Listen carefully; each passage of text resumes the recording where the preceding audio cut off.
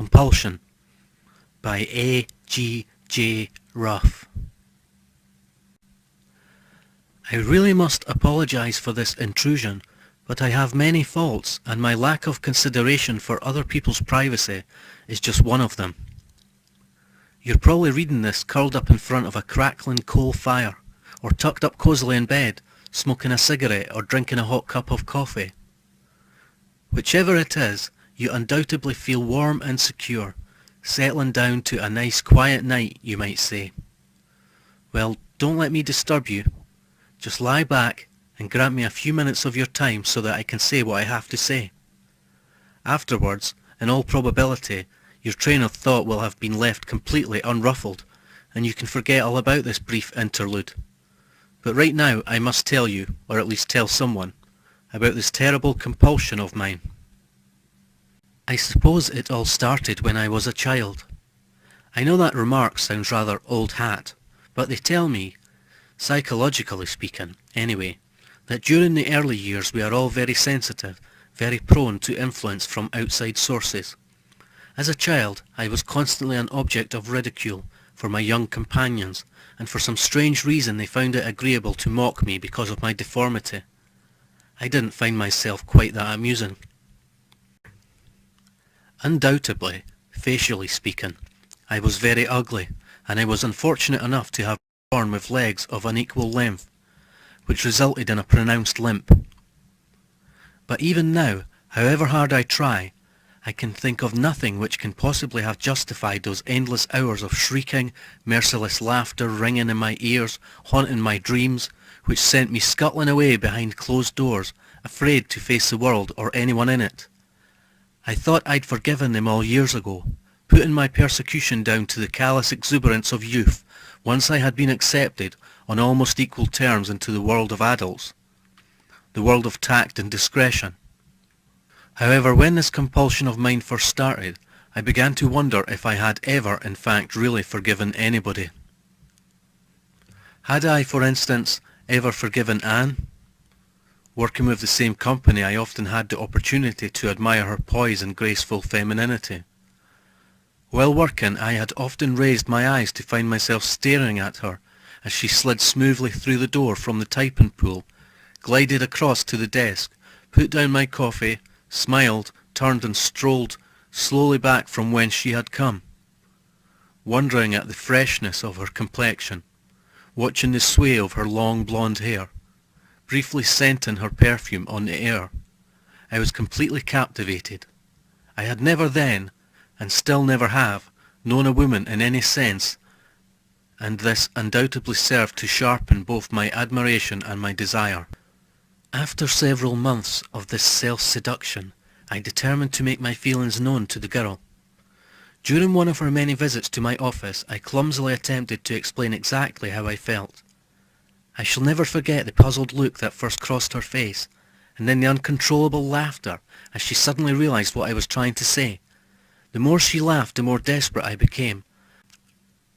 I grabbed her wrist, pleaded for her to try and understand, but she became afraid. Amusement was replaced with a look of both distaste and contempt. She broke free from my grasp and ran from the room. Within a few days she had found work elsewhere, while I was left as alone as I had ever been. I thought that I had long since grown accustomed to the stares which I often received, yet now I seemed to notice a growing antagonism towards me, written in the faces of those people that I passed in the street or met elsewhere.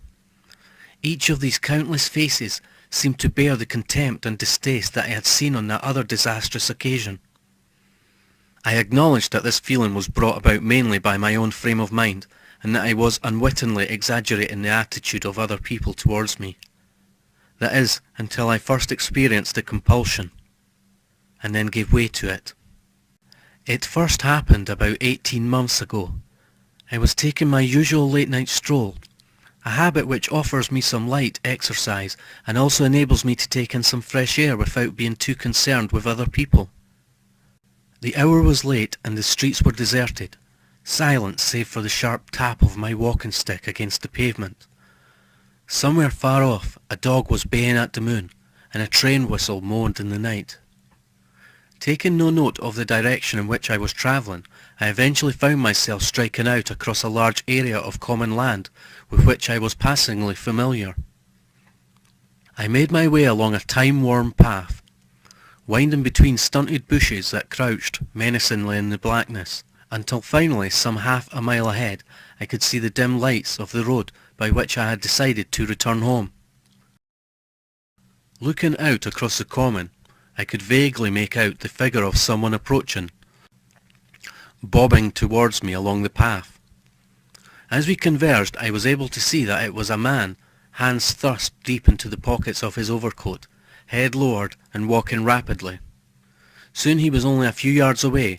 I could tell from his stride that he was both young and energetic, striking out purposefully, obviously intent on reaching home as quickly as possible.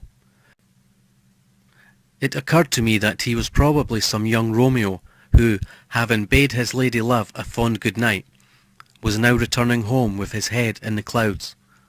Of course this was pure supposition on my part, but even so I couldn't help but experience a sharp stab of envy. As we crossed on the path, the young man bumped heavily against me. I, in turn, murmured an apology but received no reply to my passing courtesy. The man strode on, not even noticing me nor, perhaps, considering me worthy of attention. For some reason fury and resentment welled up inside me. I, who had been denied so many things in life, had been brushed aside, ignored, by some young hooligan who had probably had so many of the things that I had wanted for so long. For a moment I stood shaking with rage. Then I turned and leapt after him. The young man must have heard me approaching, for he had half turned towards me as I brought my heavy brassy-topped stick crashing down across his skull. The resistance that it met was slight. The noise of the impact was like the soft crunch of fresh eggs shattering on a hard kitchen floor. I released the stick and stood back, watching with wonderment as the figure, having made no cry, folded and sank slowly down onto the grass. The walking stick was still embedded in the skull. I lit a match and saw from the guttering light that the face was frozen in a mask of shock and fear, eyes and mouth agape. I think that I smiled. I certainly experienced no regret due to the drastic steps that I had taken a few seconds earlier. On the contrary, as soon as I had calmed myself, instead of sensing fear or panic, I felt positively euphoric. A feeling of satisfaction swept over me, almost as if a debt had been partly repaid. I had to place my foot across the corpse's windpipe in order to brace myself. In this manner, after exerting no mean effort, I managed to tear my ornate but effective club free of its gory resting place. Undoing my victim's overcoat and jacket, I then used his shirt to wipe the blood from the brass top of the stick. I then rose, looked once more into those dead, rapidly glazing eyes, and then continued, at a very conservative pace, my stroll home. Before retiring for the night, I carefully washed away all traces of blood from the head of the stick, and burned my shirt, which was badly stained about the cuffs. The sleeves of my overcoat also required a little attention, but having completed these few tasks, I went to bed and slept soundly. The newspapers the following morning were full of it, and for once I felt quite important. All over the country people would be reading about my handiwork. Admittedly, nobody would be attributing the crime to me personally, but that was the beauty of the whole thing. I had often heard it said that a crime without motive was the most difficult type to solve. I would be known simply as an unknown assailant, but it would still be me that those thousands of people were reading and wondering about. For the first time in my life I was being noticed, and I couldn't have been happier about it. For a few weeks I was in very good humour. As the days passed, the papers had given the story very good coverage and had not tried to conceal the fact that the police did not have a single clue to work with. As time went by, the paragraphs diminished in size and eventually all mention of the case disappeared entirely. It was about that time that I started to feel restless again. Once more my life was empty, and I felt compelled to do something about it. Once again I was beginning to feel unimportant, downtrodden, and inconspicuous. One evening, a few weeks later, I took a bus to the opposite side of town. I spent a few hours at a film show, went to a pub for a few quiet drinks, and rounded off the night with a sumptuous meal at an out-of-the-way Chinese restaurant. 1 o'clock found me roaming the streets in search of some late-night straggler. I didn't have long to wait. I was standing in the shadow of a shop doorway when the little blonde girl walked past. I suppose she must have been about 18, very petite, very modern, and very nervous. I could tell that she was nervous because she was walking very rapidly, as do most women who find themselves alone in the street late at night. Her heels rattled lightly over the pavement, at times almost breaking into a run. I remember fiddling with the pyjama cord that I carried in my pocket. I left the doorway and limped after her, following at a respectable distance, but I quickened my pace as she turned into a side alley, which I knew led past a breaker's yard, over a railway bridge, and into the street beyond. I was indeed fortunate. As she approached the railway bridge, I was almost upon her. She must have sensed something, for as I covered the last few paces that separated us, she began to turn, and must have seen me bearing down upon her, for she would surely have screamed if I hadn't reached her first.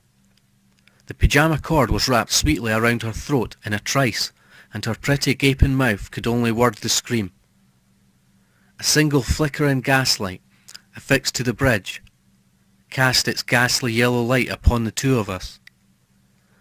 As the cord cut deeply into the smooth skin of her neck, I remember thinking how attractive she was, but I watched her beauty fade before my eyes.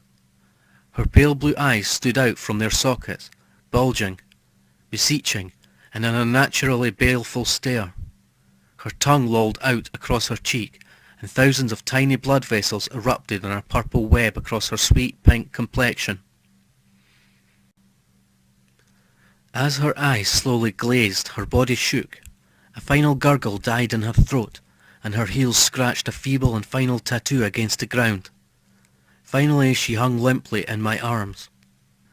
I pocketed the cord, lifted her body and cast it over a low fence and down the railway embankment. It took me almost 2 hours to walk home.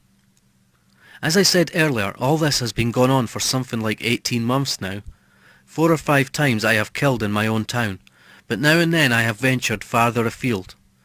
On one occasion I simply clubbed a pedestrian while passing on my bicycle. Another time I poisoned somebody in a restaurant. It was broad daylight, the place was crowded, and I chose a random cup. In one decidedly rash moment, I pushed an elderly man in front of an underground train at the height of the rush hour, and then disappeared into the crowd. You'd be surprised if you knew how easy it really is. I would like you to know that I have sent this story to the publisher anonymously. It is completely true in every detail, and, as I gave no address, I will never have any way of knowing if it ever reached print unless I happen to find myself reading it somewhere. If the man has had the courage to publish, he will receive both my admiration and my gratitude. You see, I just had to tell somebody how things really are. I just want you to understand that if I ever meet you somewhere, late at night, there will be nothing personal in what I do. It's just that I like being noticed.